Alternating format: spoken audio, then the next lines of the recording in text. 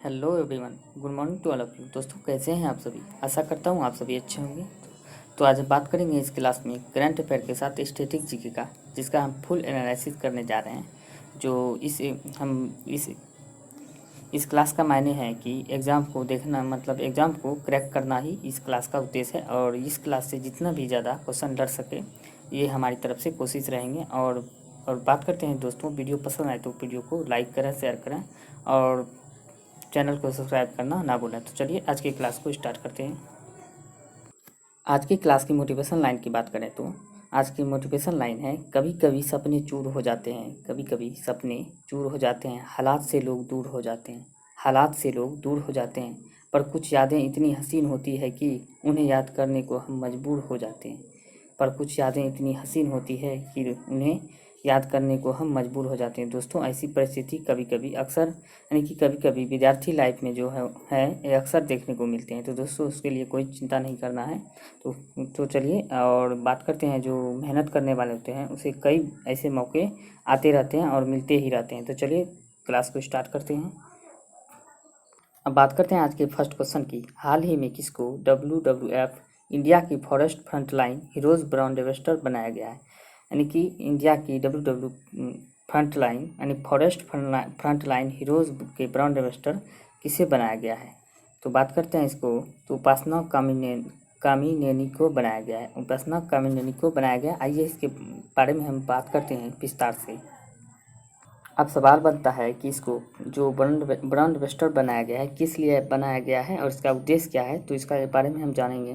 कि बात करते हैं, WW इंडिया ने अस्पतालों और वन जीव संरक्षण हेतु फ्रंटलाइन कार्यकर्ताओं के प्रयास की सराहना करने के उद्देश्य से अपोलो हॉस्पिटल की निदेशक उपासना कामिनेनी को फॉरेस्ट फ्रंटलाइन हीरोज के ब्रांड एम्बेसडर के रूप में शामिल किया गया है। यानी कि बात करते हैं, कामिनेनी जो है, ये जो है तो अपोलो हॉस्पिटल के निदेशक भी हैं, यानी कि निदेशक हैं।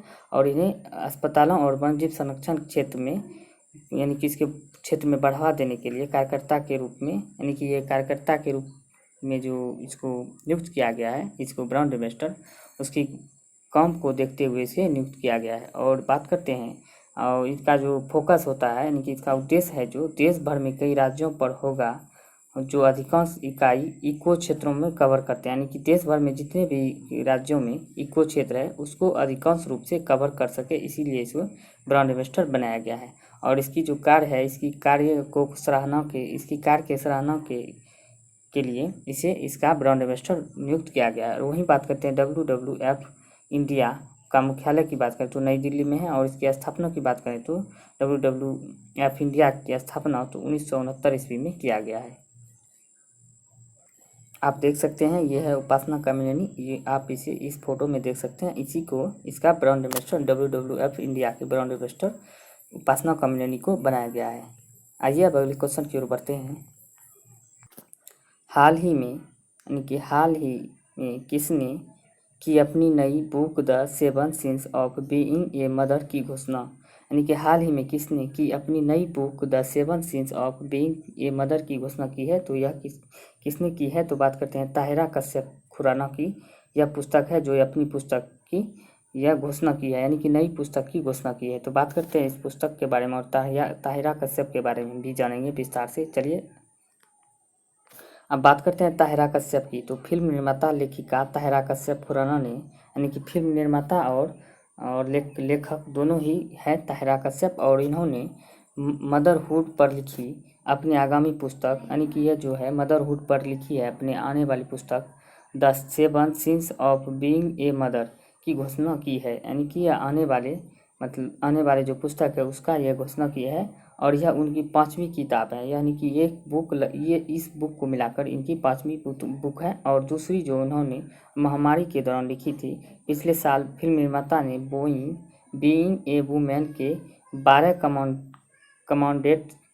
कमांडमेंट्स जारी की थी, यानी कि 12 कमांडमेंट्स जारी की थी, जिसे उन्होंने कोरोना वायरस प्रेरित लॉकडाउन के दौरान लिखना समाप्त कर दिया था। यानी कोरोना वायरस के प्रति जो है इन्होंने लॉकडाउन के दौरान लिखना समाप्त कर दिया था। लेखक ने cracking the code my journey in Bollywood and sold out जैसी किताबें भी लिखी है। तो यह ताहिरा कश्यप खुराना की यह बुक है। और बात करते हैं ताहिरा कश्यप खुराना की। तो ये है ताहिरा कश्यप खुराना, देख सकते हैं लेखक और डायरेक्टर निर्देशक दोनों ही है, ये ताहिरा कश्यप खुराना है। और बात करते हैं अब अगले क्वेश्चन की। ये है अब अगले क्वेश्चन, तो देखते हैं। भाई साहब, दारू पीकर नागिन डांस करने में अलग ही मज़ा है ना, दारू पीकर नागिन डांस करने में अलग ही मज़ा है। अगर डांस करते करते उल्टी भी कर दिए तो लोग समझेंगे कि जहर उगल रहे हैं। तो डांस करते करते अगर उल्टी भी कर देते हैं तो लोग यही समझेंगे कि यह भाई साहब इन्होंने तो जहर ही जहर उगल रहे हैं। तो बहुत ही बेहतरीन मज़ा है। और बात करते हैं अब अगले क्वेश्चन की। हाल ही में भारतीय एयरटेल ने किसके साथ भारत में 5G नेटवर्क समाधान लागू करने के लिए एक रणनीतिक साझेदारी की घोषणा की है, या किसके साथ रणनीतिक साझेदारी की घोषणा की है 5G नेटवर्क समाधान के हेतु? तो यह टाटा समूह के साथ राजनीतिक साझेदारी की है। आइए बात करते हैं इसके बारे में विस्तार से।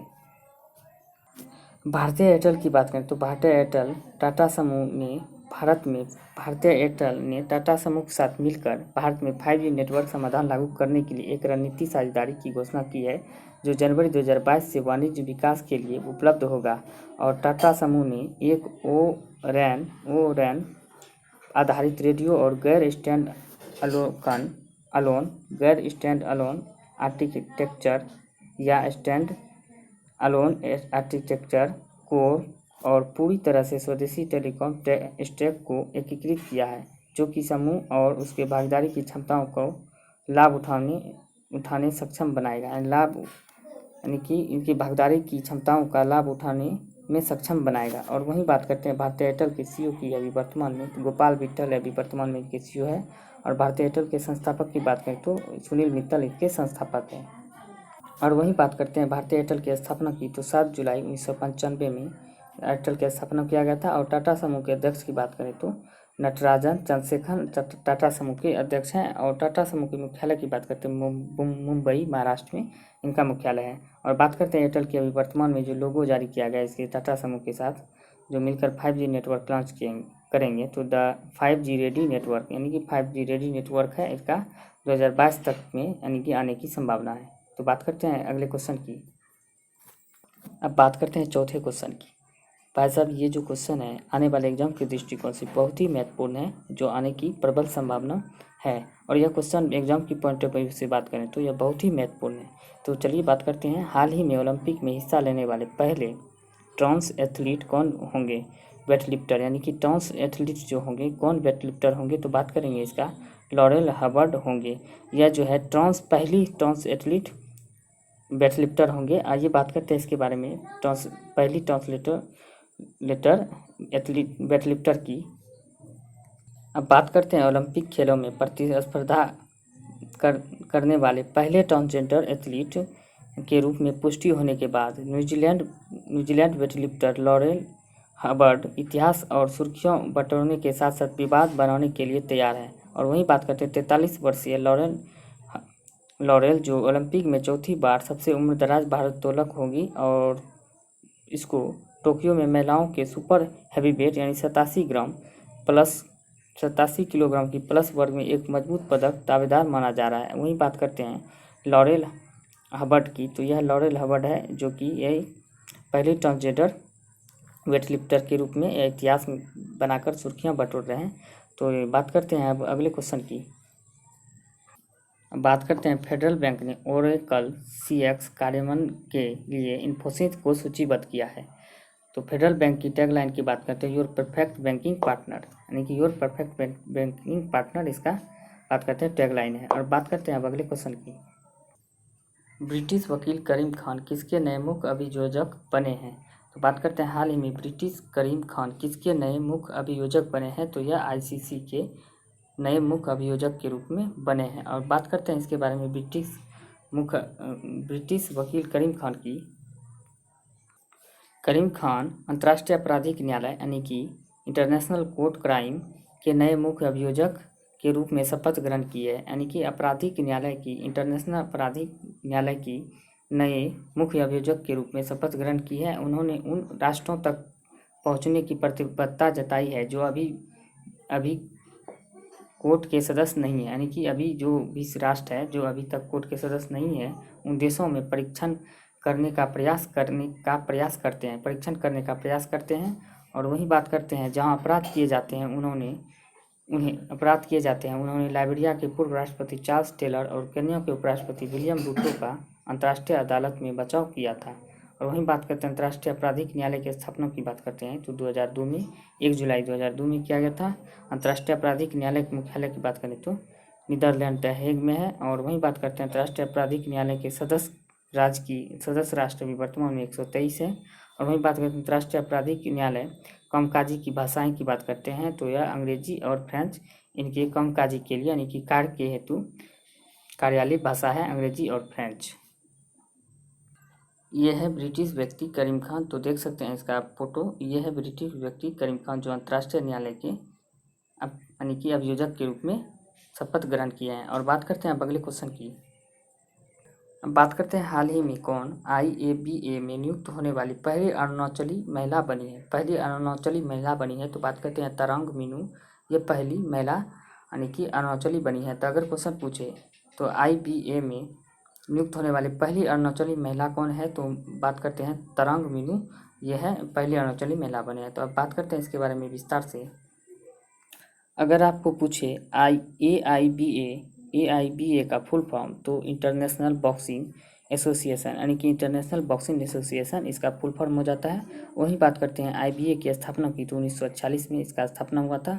और IABA का मुख्यालय की बात करें तो लुसाने स्विट्जरलैंड में। वहीं बात करते हैं AIBA यानी कि AIBA का अध्यक्ष डॉक्टर मोहम्मद मुस्तहसाने हैं। और वहीं बात करते हैं AIBA की मुख्यालय तो स्विट्जरलैंड लुसाने में। और बात करते हैं अरुणाचल प्रदेश की पहली महिला तरांग मीनू राज्य की पहली और देश की दूसरी यानी कि राज्य की बात करते हैं पहली है और देश की दूसरी महिला है जिन्होंने अंतर्राष्ट्रीय मुक्केबाज संघ यानी कि अंतर्राष्ट्रीय मुक्केबाज यानी कि इंटरनेशनल बॉक्सिंग एसोसिएशन की कोच समिति का सदस्य नियुक्त किया गया। यानी कि बात करते हैं अगर पूछ सकते हैं अंतर्राष्ट्रीय कोच समिति के सदस्य के रूप में किसे नियुक्त किया गया है, तो यह तरांग मीनू को नियुक्त किया गया है। यह भारत की यानी कि दूसरी और अरुणाचल प्रदेश की पहली महिला बनी है। और वहीं बात करते हैं इन्होंने मुक्केबाजी के क्षेत्र में उनके समृद्ध ज्ञान और अनुभव के लिए IABA द्वारा नियुक्त किया गया यानी कि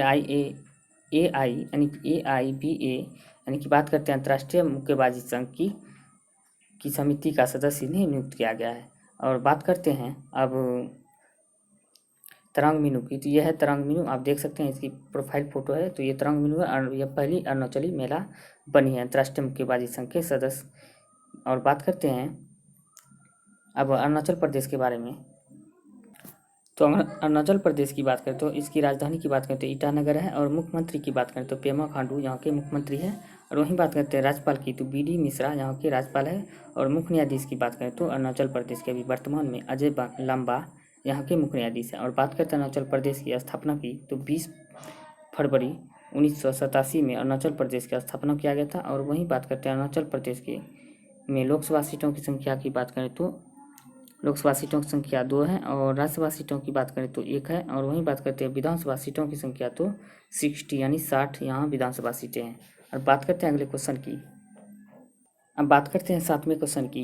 यह क्वेश्चन की बात करें तो ये भी एग्जाम के पॉइंट ऑफ व्यू से बात करते हैं, बहुत ही महत्वपूर्ण क्वेश्चन है।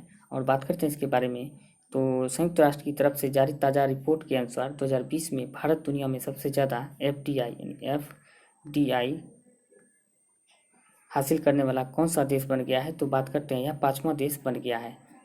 आइए बात करते हैं इसके बारे में विस्तार से। अब बात करते हैं महामारी के बीच भारत 2020 में सबसे ज़्यादा यानी कोरोना महामारी के बीच भारत 2020 में सबसे ज़्यादा FDI पाने वाला दुनिया का 5वां देश बन गया। यानी FDI की बात करें तो कि FDI का फुल फॉर्म की बात करें तो फॉरेन डायरेक्ट इन्वेस्टमेंट यानी कि फॉरेन डायरेक्ट इन्वेस्टमेंट की बात करें तो यानी कि कोई भी यानी कि भारतीय कंपनी में अगर विदेशी कंपनी 10% या 20% या 5% कोई भी या जितना भी परसेंट हो या विदेशी निवेश को अगर या शेयर बेचता है उसी को FDI कहते हैं। यानी कि विदेशी जो भी कंपनी है अपने देश की कंपनी से जो उसमें हिस्सेदारी लेता है 5% या 10% जो भी जितना भी परसेंट ले उसे FDI कहते हैं। तो उसके मामले में भारत दुनिया का 5वां देश बना है। और बात करते हैं संयुक्त राष्ट्र की 21 जून को जारी रिपोर्ट के मुताबिक पिछले साल देश में $64 अरब का FDI आया था। वहीं जून 2020 की बात करते हैं तो जून 2020 में $51 अरब से यानी 27% ज़्यादा है, यानी $51 अरब से यह इस साल जो बात करते हैं 27% ज़्यादा है। वहीं बात करते हैं व्यापार और विकास पर संयुक्त राष्ट्र सम्मेलन यानी कि UN conference on trade and development यानी कि अंकटाड, यह जो अंकटाड के द्वारा यह जो बात करते हैं व्यापार और विकास पर संयुक्त राष्ट्र सम्मेलन जो है जो जारी करता है, मतलब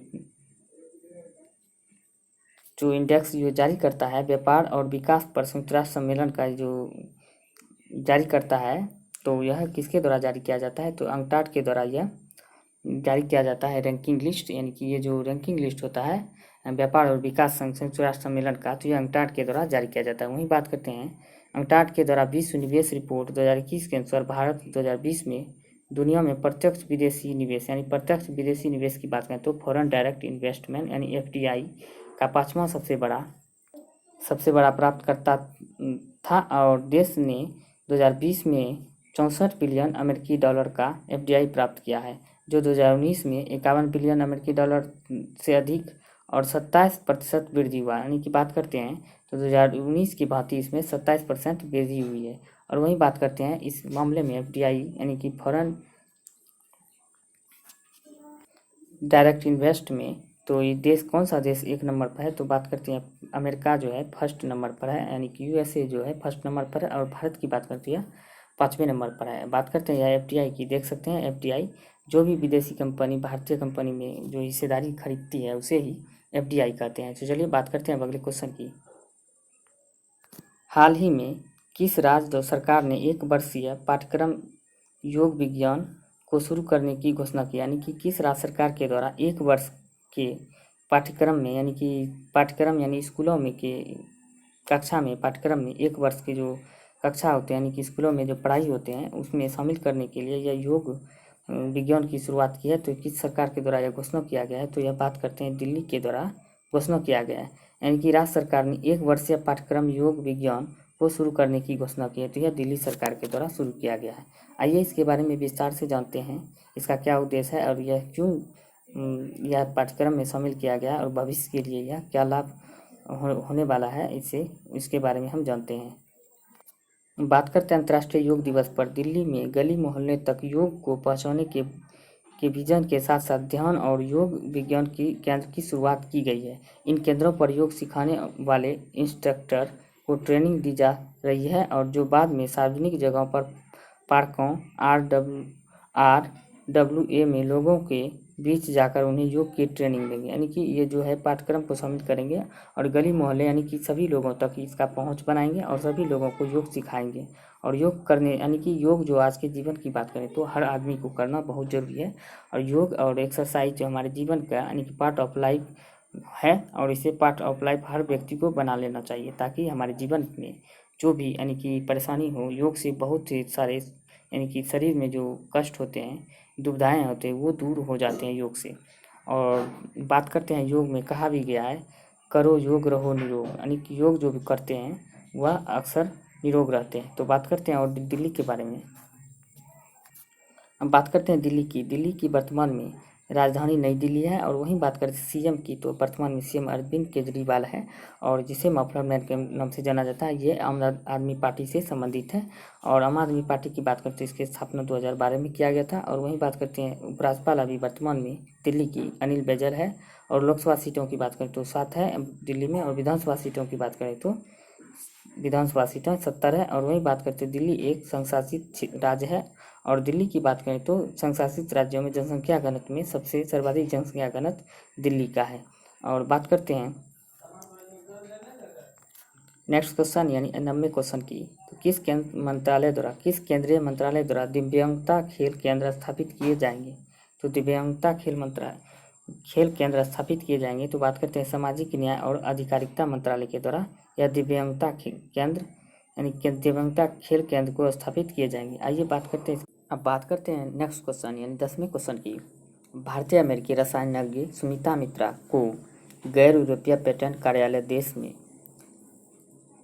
देश श्रेणी में किस आविष्कार पुरस्कार 2021 से सम्मानित किया गया है। तो बात करते हैं किस आविष्कार पुरस्कार से इसे सम्मानित किया गया 2021 में, तो यूरोपीय आविष्कार पुरस्कार से 2021 से सम्मानित किया गया, यानी कि यूरोपीय आविष्कार पुरस्कार 2021 से इन्हें सम्मानित किया गया। और बात करते हैं इसके बारे में थोड़ा विस्तार से। अब बात करते हैं सुमिता मित्रा की, तो वह मजबूत और अधिक सौंदर्य रूप से मन भावन फीलिंग का उत्पादन करने के लिए दंत सामग्री में सफलतापूर्वक नैनो तकनीकी को एकीकृत करने वाली पहली व्यक्ति थी। यानी कि वह बात करते हैं तो मन भावन फीलिंग को उत्पादन करने के लिए और वह मजबूत और अधिक सौंदर्य रूप से मनोभावन फीलिंग का उत्पादन करने के लिए स्मिता मित्रा को जाना जाता था। और वही बात करते हैं वह सफलतापूर्वक दंत सामग्री में नैनो तकनीकी का एकीकृत करने वाली पहली महिला भी स्मिता मित्रा थी, इसीलिए इसको यह पुरस्कार से सम्मानित किया गया है। अब बात करते हैं पुरस्कार और सम्मान की जो 2020 से 21 में प्रदान किए गए हैं उनके बारे में जानेंगे। और यह जो पुरस्कार की बात करते हैं तो एक ना एक पुरस्कार जरूर ही पूछे जा सकते हैं, एक एग्जाम के पॉइंट ऑफ व्यू से बात करते हैं तो बहुत ही महत्वपूर्ण है। आइए जितने भी पुरस्कार हैं जो 20 से 21 में पूछे गए हैं जो लगभग इम्पोर्टेंट है उसको हम सारे कवर किए हैं और कवर करने का कोशिश की है। तो चलिए तो बात करते हैं पुरस्कार के बारे में। अंतर्राष्ट्रीय रेंजर अवार्ड की बात करें तो महेंद्र गिरी को मिला है। और वहीं बात करते हैं 91वें दादा साहेब फाल्के पुरस्कार की बात करें तो रजनीकांत को मिला है। अगर 50वें दादा साहेब फाल्के पुरस्कार की बात करें तो यह अमिताभ बच्चन को दिया गया है। और वहीं बात करते हैं 30वां जीडी बिरला पुरस्कार की बात करें तो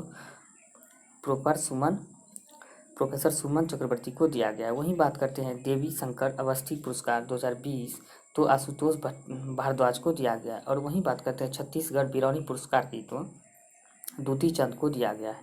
और वहीं बात करते हैं ई पंचायत पुरस्कार 2021 उत्तर प्रदेश को दिया गया है। और 20 की बात करें तो यह हिमाचल प्रदेश को दिया गया था। और वहीं बात करते हैं अगले क्वेश्चन की, सर रिचर्ड हेडली पदक यानी कि सर रिचर्ड हेडली पदक केन विलियमसन को दिया गया है। और बात करते हैं 68वें ग्रैंड मास्टर पुरस्कार की बात करते हैं तो यह अर्जुन कल्याण को दिया गया है। और वहीं बात करते हैं नेल्सन मंडेला विश्व मानवतावादी पुरस्कार 2021 में रुमाना सिन्हा सहगल को दिया गया है। और वहीं बात करते हैं वर्ल्ड इनोवेटर अवार्ड पाने वाली पहली भारतीय महिला की बात करें तो कीर्ति करन। यह क्वेश्चन की में जितना स्टार लगा सकते हैं दोस्तों लगा सकते हैं, बहुत ही VVI है क्वेश्चन, तो यह एग्जाम में पूछे जा सकते हैं। वाइल्ड इनोवेटर अवार्ड पाने वाली पहली भारतीय महिला कीर्ति करन है, याद रखिएगा यह जरूर एग्जाम में पूछे जा सकते हैं। तो बात करते हैं भारतीय मूल की प्रथम व्यक्ति जिसने 15वां शेख जायद बुक पुरस्कार जीता है तो यह ताहिरा कुतुबुद्दीन ने जीता है। ये भी क्वेश्चन बहुत ही महत्वपूर्ण है। भारतीय मूल की प्रथम व्यक्ति जिसने 15वां शेख जायद पुरस्कार जीता है तो ताहिरा कुतुबुद्दीन ने जीता है। और वहीं बात करते हैं विश्व खाद्य पुरस्कार 2021 की तो डॉक्टर शकुंतला हरक सिंह को दिया गया। डॉक्टर शकुंतला हरक सिंह को विश्व खाद्य पुरस्कार 2021 से नवाजा गया है। वहीं बात करते हैं ग्रीन ऊर्जा अवार्ड 2021 IR यानी कि इरेडा यानी RIREDA को दिया गया है। और वहीं बात करते हैं विटली अवार्ड 2021 की तो न्यूक्लियर फॉर्म को दिया गया है। ये भी बहुत ही महत्वपूर्ण है। विटली अवार्ड की बात करते हैं तो यह न्यूक्लियर फॉर्म जो नागालैंड से के रहने वाले हैं उसी को दिया गया है। और वहीं अब बात करते हैं 69 में मिस यूनिवर्स 2021 का पुरस्कार इंडिया में जाने जीता है।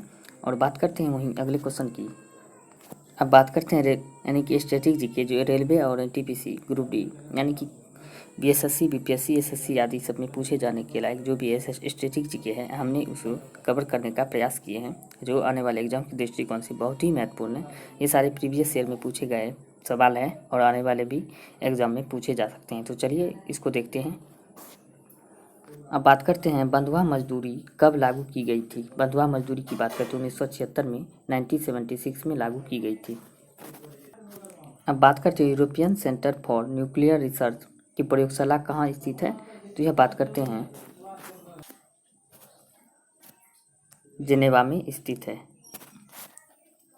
अब बात करते हैं अर्जुन पुरस्कार पाने वाली प्रथम भारतीय महिला कौन थी तो प्रथम भारतीय महिला की बात करते हैं KJ उदेसी अर्जुन पुरस्कार पाने वाली प्रथम भारतीय महिला थी।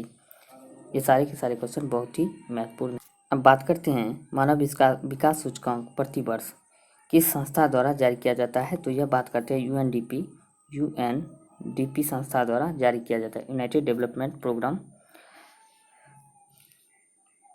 नेशन डेवलपमेंट प्रोग्राम इसका फुल फॉर्म होता है, इन्हीं के द्वारा यह जारी किया जाता है।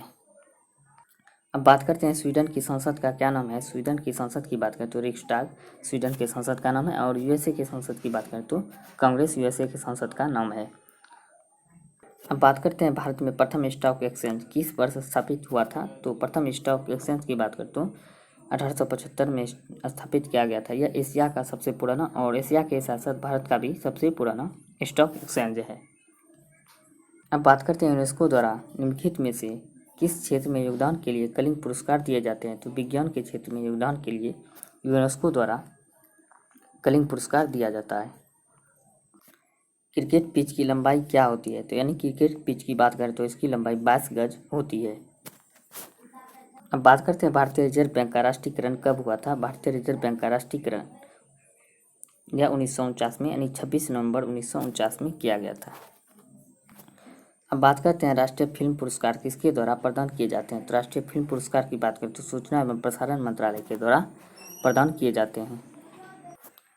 भारतीय रिजर्व बैंक के प्रथम भारतीय गवर्नर जनरल की बात करें तो यह ऑसबॉर्न स्मिथ भारतीय रिजर्व बैंक के प्रथम भारतीय गवर्नर जनरल है। यानी कि भारतीय रिजर्व बैंक के प्रथम भारतीय governor general sir Osborne Smith थे। अब बात करते हैं पहला दादा साहेब फाल्के पुरस्कार किसे प्रदान किया गया था। तो यह 1969 ईस्वी में देविका रानी को प्रदान किया गया था। अब बात करते हैं होमी जहांगीर भाभा पुरस्कार किस क्षेत्र में विशेष प्रदान के लिए दिया जाता है। तो यह नाभिकीय ऊर्जा क्षेत्र में विशेष प्रदान के लिए दिया जाता है। इंटरपोल का मुख्यालय कहाँ स्थित है। तो इंटरपोल का मुख्यालय की बात करें तो लियोन में स्थित है। अब बात करते हैं प्रधानमंत्री का निवास किस मार्ग पर स्थित है। तो प्रधानमंत्री का निवास की बात करते हो 7 लोक कल्याण मार्ग पर स्थित है। और वहीं बात करते हैं राष्ट्रपति की निवास की बात करें तो रायसीना हिल्स यानी कि रायसीना पहाड़ी की ये दिल्ली में स्थित है, रायसीना हिल्स में स्थित है। और वहीं बात करते हैं अगले क्वेश्चन की, गांधी शांति पुरस्कार की शुरुआत कब हुई थी। तो गांधी शांति पुरस्कार की बात करें तो 1995 से शुरुआत किया गया था। अब बात करते हैं मंगलयान कहाँ से लॉन्च किया गया था। तो मंगलयान की बात करते हैं श्रीहरिकोटा से लॉन्च किया गया था। अब बात करते हैं एशियाई खेलों का आरंभ किस वर्ष में हुआ था। तो एशियाई खेलों का आरंभ की बात करें तो यह 1951 में हुआ था और पहली बार जो है यह भारत के द्वारा होस्ट किया गया था जो दिल्ली में आयोजित किए गए थे। बात करते हैं नेक्स्ट क्वेश्चन की। अब बात करते हैं मधुबनी कला क्या है। मधुबनी कला की बात करते हैं बिहार में प्रचलित लोक कला है। बिहार में प्रचलित एक लोक कला है और यह बहुत ही मशहूर पेंटिंग है। और यही बात करते हैं मधुबनी कला की यानी मधुबनी पेंटिंग की। तो यह अक्सर एग्जाम में पूछे जाते हैं। यह क्वेश्चन बहुत ही महत्वपूर्ण है और इनके एग्जाम के पॉइंट ऑफ व्यू से बात करें तो बहुत ही पीवीआई है। अब बात करते हैं सेई शोभ अंधकार पुस्तक की लेखिका कौन है। सेई शोभ अंधकार पुस्तक की लेखिका की बात करते हैं तस्लीमा नसरीन इसके लेखिका है। आइए बात करते हैं अब रिवीजन क्लास की बात करते हैं जो करंट अफेयर पिछले क्लास में किए गए थे उसका रिवीजन फटाफट कर लेते हैं। आइए अब रिवीजन आरंभ करते हैं।